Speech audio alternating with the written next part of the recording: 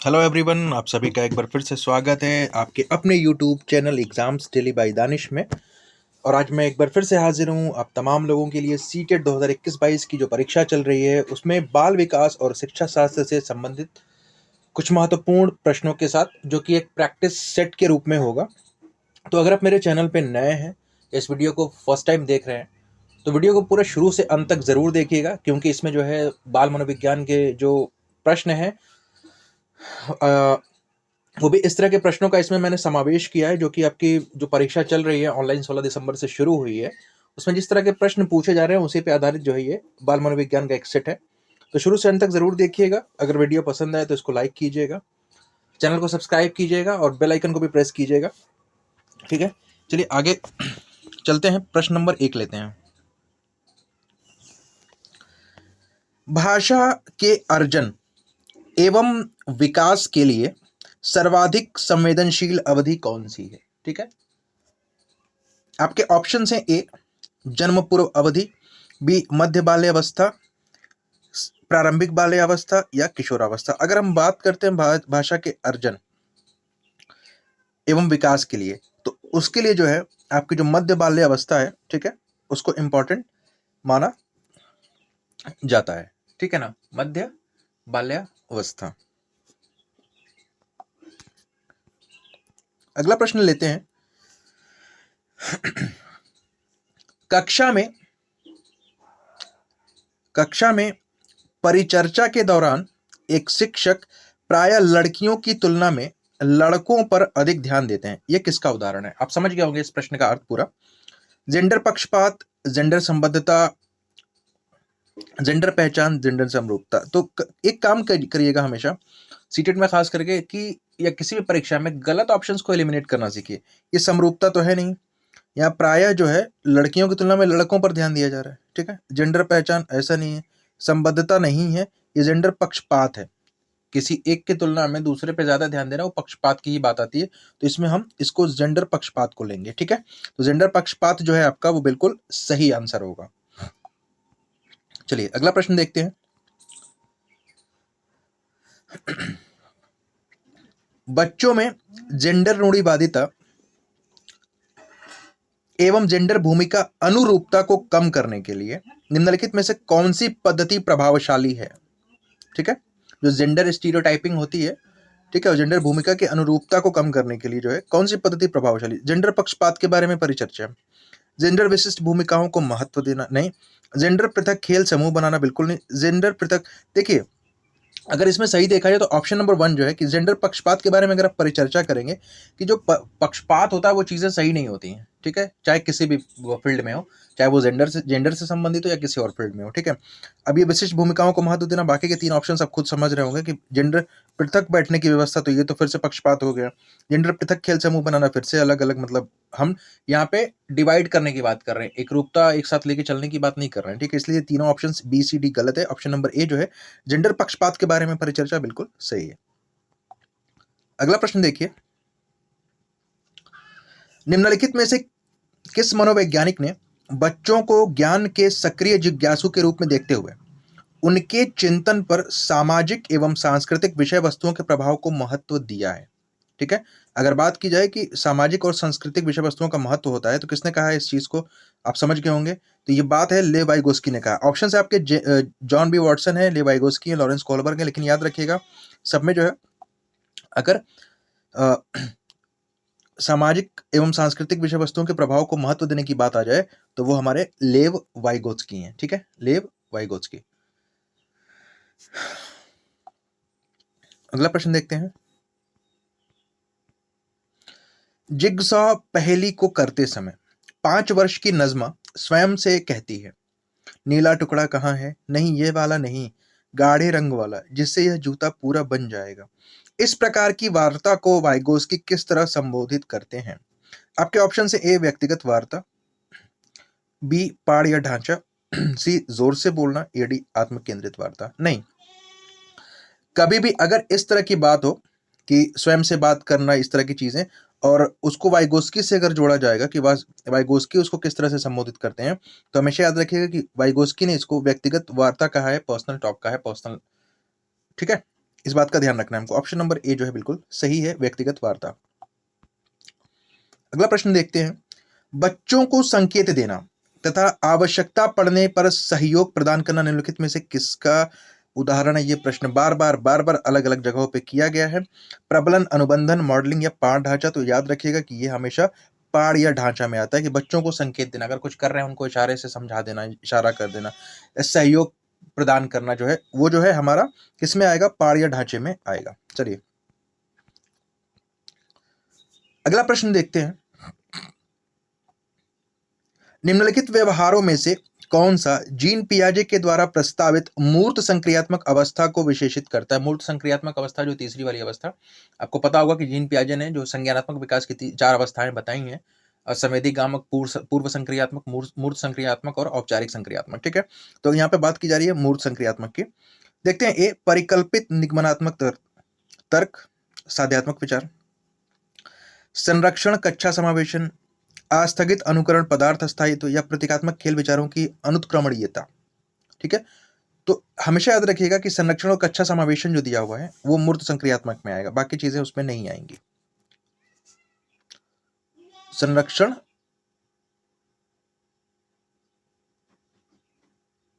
तथा कक्षा समावेशन।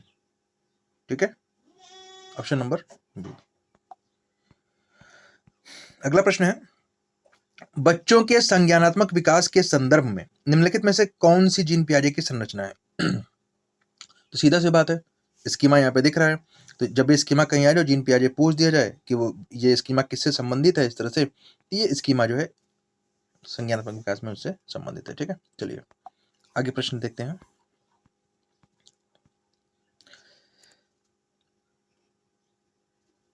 आकलन का प्राथमिक उद्देश्य क्या होना चाहिए? आपके ऑप्शन से ए विद्यार्थियों के लिए श्रेणी निश्चित करना, बी संबंधित अवधारणाओं के बारे में बच्चों की अस्पष्टता भ्रांतियों को समझना, भ्रांतियों को। ठीक है, विद्यार्थियों के प्राप्तांकों के आधार पर उनको नामांकित करना, ऐसा बिल्कुल नहीं है। रिपोर्ट कार्ड में अनुत्तीर्ण या उत्तीर्ण अंकित करना, ऐसा बिल्कुल नहीं है। संबंधित अवधारणाओं के बारे में बच्चों की अस्पष्टता तथा भ्रांतियों को समझना, मतलब भ्रांतियों को समझना, इसलिए ऑप्शन नंबर बी बिल्कुल सही है। चलिए आगे देखते हैं, निम्नलिखित कथनों में से कौन सा बुद्धि के बारे में सही है? बुद्धि एक निश्चित योग्यता है जो जन्म के समय ही निर्धारित होती है। बुद्धि को मानकीकृत परीक्षणों के प्रयोग से सटीक रूप से मापा एवं निर्धारित किया जा सकता है। ऐसा कोई परीक्षण बना ही नहीं जिससे कि एकदम सटीक हम माप सकें, गलत है। बुद्धि एक एकात्मक कारक तथा एक एकाकी विशेषक है, नहीं। बुद्धि बहुआयामी तथा जटिल योग्यताओं का एक समूह, बिल्कुल सही बात है कि बुद्धि जो है बहुआयामी होती है, मल्टी डायमेंशनल होती है, और एक जटिल योग्यताओं का एक ये समूह होता है। ठीक है ना। अगला प्रश्न, रूही हमेशा समस्या के एकाधिक समाधानों के बारे में सोचती है, मतलब कोई भी समस्या, कोई भी प्रॉब्लम ले ले तो उसके एक से अधिक जो समस्या है उसके बारे में रूही सोचती है। इनमें से काफी समाधान मौलिक होते हैं, ठीक है, सही होते हैं। रूही किन गुणों का प्रदर्शन कर रही है? सृजनात्मक विचारक, अमन्य विचारक, अभिसारिक विचारक या आत्मकेंद्रिक विचारक? बिल्कुल नहीं, इसका सही उत्तर जो सृजनात्मकता उसके अंतर्गत है। ठीक है, तो सृजनात्मक विचारक है रूही, इस बात का ध्यान रखिएगा। अगर इस तरह के प्रश्न पूछे जाते हैं तो वहां पर सृजनात्मकता का समावेश होगा, इस बात का ध्यान रखिएगा। अगला प्रश्न है, शिक्षण अधिगम प्रक्रिया में वंचित समूह से संबंधित विद्यार्थियों के द्वारा सहभागिता कम होने की स्थिति में एक शिक्षक को क्या करना चाहिए? मतलब जो बच्चे थोड़ा बैकवर्ड एरिया से आते हैं, मतलब वंचित समूह से आते हैं, ठीक है, तो अगर उनकी सहभागिता कम होती है तो एज अ टीचर आपको क्या करना होगा? ये प्रश्न पूछा गया है। बच्चों को विद्यालय छोड़ने के लिए कहना, देखिए अगर हम इलिमिनेट करेंगे तो ऑप्शन गलत है, बच्चों को हम विद्यालय छोड़ने के लिए तो कह ही नहीं सकते। इस स्थिति को जैसी वैसे स्वीकार कर लेना, बिल्कुल नहीं।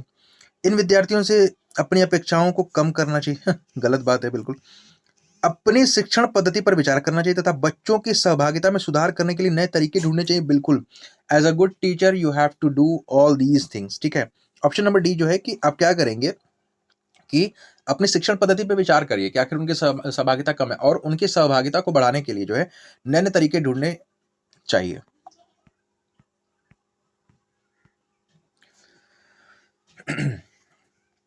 अगला प्रश्न है, एक समावेशी कक्षा में एक शिक्षक को विशिष्ट शैक्षिक योजनाओं को, अगर समावेशी कक्षा है, इंक्लूसिव क्लासरूम है, तो उसमें जो एक शिक्षक को विशिष्ट शैक्षिक योजनाएं जो होती है, मतलब आप कह सकते हैं इंडिविजुअलाइज जो टीचिंग प्लान होता है, शैक्षिक योजनाएं होती हैं, ठीक है, तैयार नहीं करना चाहिए। कभी कभी तैयार करनी चाहिए, सक्रिय रूप से तैयार करते रहना चाहिए, तैयार करने के लिए हतोत्साहित होना नहीं। देखिए, अगर क्लासरूम एक इंक्लूसिव क्लासरूम है, वैसे भी हम इंडिविजुअल डिफरेंसेस की बात करते हैं, तो उसको सक्रिय रूप से हमको तैयार करना चाहिए, ठीक है। ऑप्शन नंबर सी बिल्कुल सही है। अगला प्रश्न है, पठन वैफल्य, मतलब पढ़ने में जो विफलताएं हैं, सीखने में बच्चों के प्राथमिक लक्षण क्या है। पठन वैफल्य जो बच्चे होते हैं, ठीक है, उनके प्राथमिक जो एकदम मेन कॉजेस क्या निकल के आते हैं। न्यून अवधान विकार, अपसारी चिंतन, पढ़ने में धारा प्रवाहिता, धारा प्रवाह पढ़ने की क्षमता, एक ही गति विषय को बार नहीं, न्यून अवधान विकार जो है आपका, नहीं सॉरी, जो है धारावाही पढ़ने की क्षमता, क्योंकि पठन वैफल्य की हम बात कर रहे हैं, माफ कीजिएगा। तो पठन वैफल्य की अगर हम बात करेंगे तो धारा प्रवाह से पढ़ने की अक्षमता होती है, वो उनके पास वो क्षमता नहीं रहती है। चलिए, अगला प्रश्न है, शिक्षा का अधिकार अधिनियम 2009 में उल्लेख की गई समावेशी शिक्षा की अवधारणा निम्न में से किस पर आधारित है। व्यवहारवादी सिद्धांत,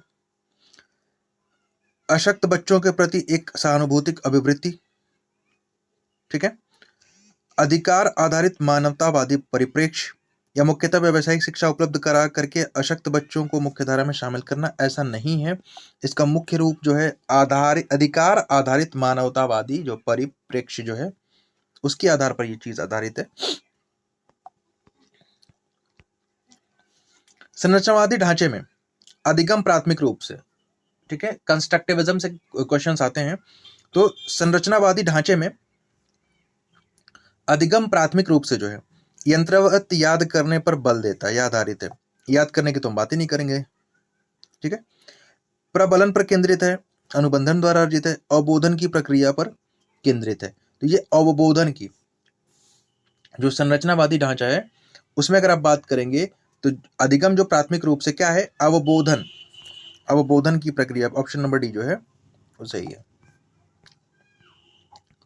अगला प्रश्न है, अनेक घटनाओं के बारे में बच्चों के द्वारा बनाए गए सहजानुभूत सिद्धांतों के संदर्भ में एक शिक्षिका को क्या करना चाहिए। बच्चों के इन सिद्धांतों को अनदेखा करना चाहिए, नहीं। बच्चों को दंडित करना चाहिए, बिल्कुल नहीं। बार बार याद करने के लिए करने के द्वारा एक सही सिद्धांत से बदल देना चाहिए, नहीं। प्रतिकूल प्रमाण एवं उदाहरणों को प्रस्तुत करके बच्चों के इन सिद्धांतों को चुनौती देनी चाहिए।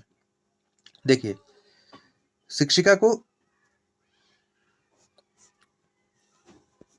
ऑप्शन नंबर डी, देखिए कहा गया है कि बच्चों के द्वारा बनाए गए सहजानुभूत सिद्धांतों के संदर्भ में तो क्या करना चाहिए, उसके प्रतिकूल प्रमाण दीजिए और उदाहरणों को प्रस्तुत करके बच्चों के इन सिद्धांतों को चुनौती देनी चाहिए, ठीक है। अगला प्रश्न है, बाल केंद्रित शिक्षा शास्त्र की क्या विशेषता है। केवल देखिए, एक चीज और है कि जिस ऑप्शन में केवल रटने पे, ठीक है, कंठस्थ करने की बात रहे, ऑप्शन कभी सही नहीं होता। तो यहाँ पे केवल दिया है, ये गलत है पहले ही। बच्चों के अनुभवों को प्रमुखता देना, ये ऑप्शन बिल्कुल सही होता है। यंत्रवत याद करना, देखिए याद करना गलत है। योग्यता के आधार पर विद्यार्थियों को नामांकित तथा वर्गीकरण, बिल्कुल हम उनको वर्गीकृत करने के लिए नहीं है, ठीक है ना। तो ऑप्शन नंबर बी बिल्कुल इसमें सही है।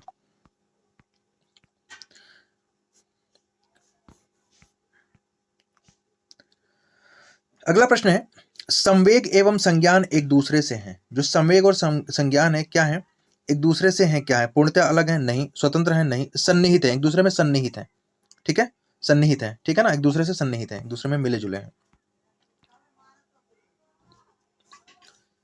अगला है, संरचनावादी सिद्धांतों के अनुसार अधिगम के बारे में निम्नलिखित में से कौन सा सही है।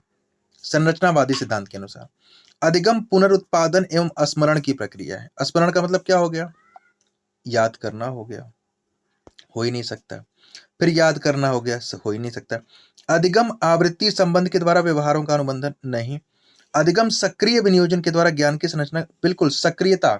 अधिगम एक जटिल प्रक्रिया, सक्रिय और जटिल प्रक्रिया आपको याद होगी, तो यहाँ पे अधिगम सक्रिय विनियोजन के द्वारा ज्ञान की संरचना की प्रक्रिया, बिल्कुल सही बात है। अगला प्रश्न देखते हैं, विद्यार्थियों को स्पष्ट उदाहरण एवं गैर उदाहरण देने के क्या परिणाम हैं? अवधारणात्मक परिवर्तनों को प्रोत्साहित करने के लिए यह एक प्रभावी तरीका है। यह विद्यार्थियों के मस्तिष्क में भ्रांतियां उत्पन्न करता है। यह अवधारणाओं के समझ में अभाव पैदा करता है। यह अवधारणात्मक समझ के बजाय कार्यविधिक प्रक्रियात्मक ज्ञान पर बल देता है। नहीं, अवधारणात्मक जो परिवर्तनों को प्रोत्साहित करने के लिए जो है एक प्रभावी तरीका है। ठीक है, चलिए अगला प्रश्न देखते हैं। बच्चों को अधिगम गतिविधियों में भागीदार करने के लिए लगातार पुरस्कार देना व दंड का प्रयोग करने से क्या प्रभाव पड़ सकता है या पड़ता है? बाह्य अभिप्रेरणा कम होती है, आंतरिक अभिप्रेरणा बढ़ती है। यह बच्चों को प्रदर्शन आधारित लक्ष्यों के बजाय निपुणता पर ध्यान देने के लिए प्रोत्साहित करेगा। अधिगम में बच्चों की स्वाभाविक अभिरुचि तथा जिज्ञासा कम होती है। तो एक चीज का हमको ध्यान देना है कि बिल्कुल सही है कि अगर हम बार बार उसको लगातार पुरस्कार और दंड देंगे ना, तो ये जो है ये वाला ऑप्शन मतलब ये सही है। तो उनमें क्या होगा, ये अभिरुचि तथा जिज्ञासा कम होती जाएगी। ठीक है ना। अगला प्रश्न देखते हैं। शिक्षक बच्चों की जटिल अवधारणाओं की समझ को किस प्रकार सहज कर सकते हैं?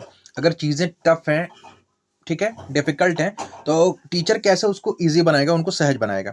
एक व्याख्यान देकर, प्रतियोगितात्मक अवसर की व्यवस्था करके, बार बार यांत्रिक अभ्यास के द्वारा, अन्वेषण और परिचर्चा के लिए अवसर उपलब्ध करके। तो देखिए एकदम सही बात है ऑप्शन नंबर 4 की, उनको खोजने के लिए और परिचर्चा के अगर मौका मिलेगा तो उससे उनकी चीजें जो है सरल होती जाएंगी, क्योंकि सबके विचार एक जैसे नहीं होते हैं। ठीक है, कोई किसी चीज को बहुत घुमा फिरा के कर रहा है और आप उस चीज को बिल्कुल सीधे कर देंगे, आसान तरीके से कर देंगे। तो जब ग्रुप डिस्कशन होता है, इसी वजह से जीडी की बात की जाती है, ग्रुप डिस्कशन की बात की जाती है। ठीक है, एक दूसरे के विचारों का जब आदान प्रदान होगा तो चीजें जो है सहज होती जाएंगी। एक प्राथमिक विद्यालय की अध्यापिका बच्चों को एक प्रभावशाली समस्या समाधानकर्ता बनने के लिए किस प्रकार से प्रोत्साहित कर सकती हैं?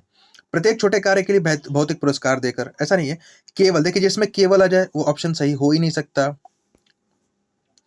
गलत उत्तरों को अस्वीकार करके दंडित नहीं, बच्चों को सहजानुभूत अनुमान लगाने के लिए प्रोत्साहित करके तथा उसी पर आधारित विचार मंथन करके। Option number D.